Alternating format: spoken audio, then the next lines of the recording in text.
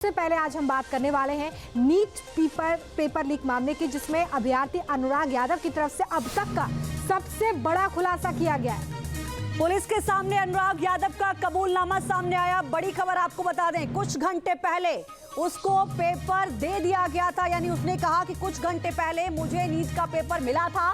4 मई को मुझे अमित आनंद और नीतीश के पास छोड़ा गया था। 4 मई की रात को मुझे नीट पेपर और उत्तर पुस्तिका दे दी गई थी। लेकिन रात में ही सवालों के जवाब रटवाए गए थे। अनुराग यादव ने अपने कबूलनामे में इस बात का जिक्र किया है। उसने ये भी बताया कि पटना के डीवाई पाटिल स्कूल में मेरा सेंटर था, मुझे हूबहू वही सवाल पेपर में मिले थे जो मुझे एक दिन पहले पेपर के लिए बताए गए थे। पुलिस ने बाद में मुझे गिरफ्तार किया, मैंने अपना अपराध कबूल कर लिया। और ये नीट परीक्षा पेपर लीक मामले में अब तक का सबसे बड़ा खुलासा इसलिए हो जाता है क्योंकि बिहार में इसको लेकर जांच काफी तेज थी। लगातार मांग उठ रही थी कि इस पूरे मामले का खुलासा होना चाहिए और ये कबूलनामा बेहद महत्वपूर्ण दिशा में इस केस को ले जा सकता है। ये 5 तस्वीरें इस पूरे मामले से जुड़ी हुई आपको हम दिखा रहे हैं। देखिए, पेपर जिस दिन हुआ उससे एक रात पहले वो सेम हूबहू पेपर अनुराग यादव तक किसने पहुंचाया, कैसे पहुंचा, ये लीक कैसे हुआ, ये बड़ा सवाल, चूंकि अब कबूलनामा सामने आ चुका है। राहुल गांधी की आज नीट परीक्षार्थियों से मुलाकात भी हो सकती है। धरना प्रदर्शन लगातार चल रहा है, कोर्ट में भी मामला चल रहा है, प्रदर्शनकारियों को कंट्रोल करने की कोशिश भी हो रही है। लगातार उग्र प्रदर्शन भी अभ्यर्थियों का देखने को मिल रहा है। तो इस पूरे मामले में एक नया मोड़ उस वक्त जब अनुराग यादव ने अपना कबूलनामा पेश किया है। पुलिस की कस्टडी में उसने ये अपना कबूलनामा सामने रखा है। उसने कहा बिना किसी दबाव के, बिना किसी के, मैं ये अपना कबूलनामा सामने रख रहा हूं। नए नीट पेपर लीक कांड में हर रोज नए नए खुलासे हो रहे हैं और इस बार बिहार में ऐसा सनसनीखेज खुलासा हुआ है कि जांच एजेंसी भी इस खुलासे से दंग रह गई है। जांच के दौरान टीमों को जिस सेफ हाउस की तलाश थी उसमें शक की सुई पटना के एक सरकारी गेस्ट हाउस की ओर घूम रही है। आरोप लग रहा है कि सरकारी गेस्ट हाउस में आरोपी न सिर्फ रुके थे बल्कि परीक्षा से पहले पेपर भी रटवाए गए थे। इसमें बड़ा सवाल ये कि एक मंत्री की एंट्री भी हो गई है। कौन है वो मंत्री और अचानक गेस्ट हाउस के रजिस्टर को क्यों हटा दिया गया? देखिए, बिहार पेपर लीक का चौंकाने वाला खुलासा इस रिपोर्ट की जरिए।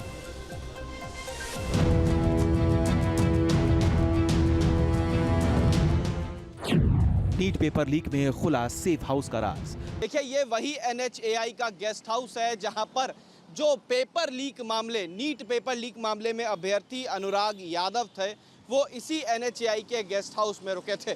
अब सवाल ये हो रहा है कि जब NHAI के गेस्ट हाउस में अनुराग यादव रुका तो किसके बदौलत इस NHAI के गेस्ट हाउस में एंट्री मिली। पेपर लीक केस में मंत्री जी की हुई एंट्री।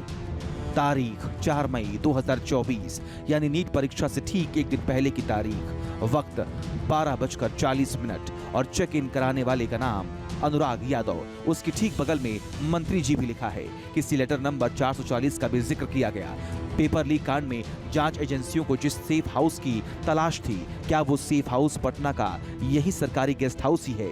और आखिर कौन है वो मंत्री जी जिनकी सिफारिश चिट्ठी नंबर 440 पर आरोपी अभ्यर्थी अनुराग यादव को यहाँ कमरा मिला था? पेपर लीक केस में गिरफ्तार अनुराग यादव के कबूलनामे से जांच के रडार पर सरकारी गेस्ट हाउस आ गया। खुलासा हुआ कि 4 मई को दोपहर 12:40 पर NHAI के गेस्ट हाउस में अनुराग यादव कुछ लोगों के साथ पहुंचा। उन्हें पेपर लीक में गिरफ्तार सिकंदर यादव वेंदु ने बुलाया था। आरोप है कि आरोपी सिकंदर ने ही अनुराग यादव को रुकने के लिए एक मंत्री के लेटर हेड का इस्तेमाल किया था। गेस्ट हाउस पहुंचने के 4 घंटे के बाद अनुराग लीक किए गए पेपर के साथ निकल गया था। खुलासा जितना हैरान कर देने वाला है, हाई प्रोफाइल कनेक्शन मिलने से महकमे में उतना ही हड़कंप मचा हुआ है, क्योंकि जिस रजिस्टर में मंत्री जी की सिफारिश पर कमरा बुक होने का रिकॉर्ड लिखा था, खुलासे के बाद से उसे वहां से हटा दिया गया। सर, क्या यहाँ से सारी चीजें पुलिस कुछ देर पहले आई थी, क्या ले गई? बिल्कुल नहीं सर, ये बातें भी आ रही हैं कि जो यहाँ पे रजिस्टर रखी गई थी वो कल के बाद नजर नहीं आ रही है, जिस पर 420 टोकन नंबर लिखा था और उस पर मंत्री जी लिखा था, वो भी गायब नजर आ रहा है। रजिस्टर गायब नजर आ रहा मतलब क्या? आपको चाहिए रजिस्टर क्या हो? नहीं सर, थोड़ी देर पहले तक सुबह में था, लेकिन उसके बाद वो रजिस्टर यहाँ पर नहीं था। मेरे पास है, बताइए रजिस्टर। सर क्या वो दिखा सकते हैं? क्योंकि सर वहाँ पर वो नहीं, बिल्कुल सर, लेकिन वहाँ पर जो नाम लिखा हुआ था, क्या उसकी जानकारी बता सकते हैं सर? क्यों आपको बताऊं, वही तो मैं पूछ रहा हूँ। मैं पुलिस को बता दूंगा जो पुलिस को बताना था। क्या पुलिस यहाँ पर? बिल्कुल नहीं। लगातार ये बातें आ रही है कि गेस्ट हाउस में जो लोग रुके हुए थे, एक रजिस्टर का पेज का भी फोटो सामने आया है। भाई सामने पेज का फोटो आया है तो पेज बिल्कुल था, यहाँ पे रजिस्टर था और है हमारे पास। हमको जिस कॉम्पिटेंट अथॉरिटी को दिखाना है हम उसको दिखाते हैं। तो सर ये बता सकते हैं ये किसके नाम पर रजिस्टर हुआ?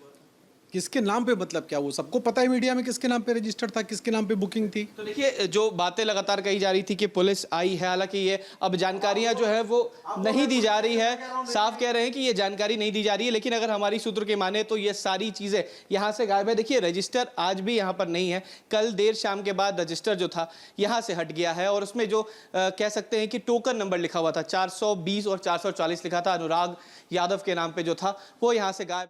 वो मंत्री जी कौन हैं और सरकारी गेस्ट हाउस को क्यों चुना गया? भले ही जांच की आंच अभी तक सरकारी गेस्ट हाउस तक नहीं पहुंची, मगर सवाल जंगल की आग की तरह कौंध रहे हैं।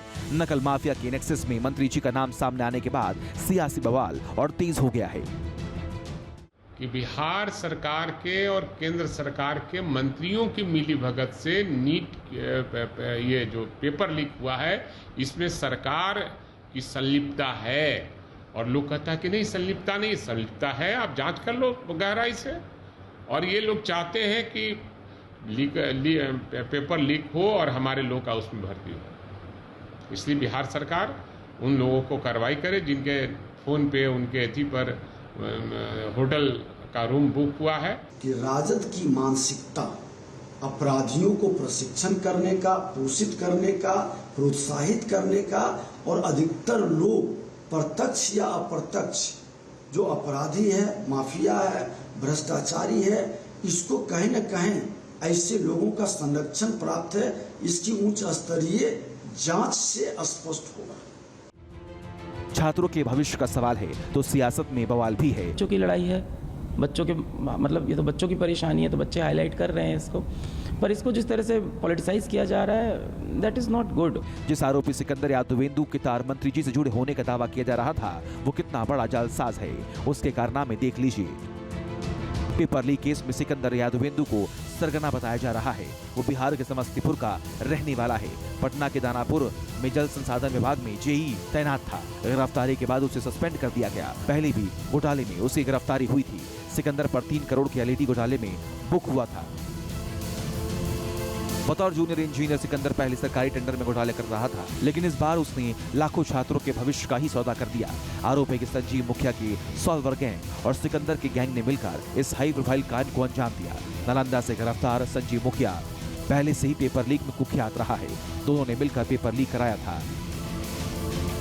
फिर कई और गैंग अभी अंडरग्राउंड हैं, जिसकी जड़ तक पहुंचने के लिए अब पटना में आर्थिक अपराध शाखा में अभ्यर्थियों को बारी बारी से पूछताछ के लिए बुलाया गया ताकि साजिश की जड़ों तक पहुंचा जा सके। ईशा जो है ये नजर आ रही है, ईओयू की जो टीम है वो इन्हें यहाँ से लेकर अंदर जाएगी और पूछताछ जो है वो की जा रही है। कहीं ना कहीं परेशान हैं और डरी हुई भी नजर आ रही हैं, सहमी हुई भी हैं। ईशा इनका नाम है और ये देखिए ईशा जो है वो यहाँ से जा रही हैं अंदर। ईओयू की टीम जो है वो बुलाई है और इनसे ये भी जानने की कोशिश करेंगे। ये देखिए तस्वीरें। ईशा देखिए बख्तियारपुर से जो ये लोग आए हैं। ईशा कितने नंबर? नोटिस आया है। जो ये नोटिस जो है वो इन्हें मिला था। उसके बाद ईओयू की टीम जो है वो ईशा को बुलाई है। ईशा के परिजन भी हैं। जांच एजेंसी ये पता लगाने की कोशिश कर रही है कि नकल माफिया वाले नेक्सस ने अभ्यर्थियों से संपर्क साधने के लिए कौन कौन से टूल का इस्तेमाल किया, पेपर कहां कहां और कितने में बेचे गए थे, और अहम सवाल ये भी क्या गोधरा की तरह बिहार में भी सेंटर का सौदा हुआ था। पटना से उत्कर्ष सिंह के साथ टीम न्यूज़ नेशन।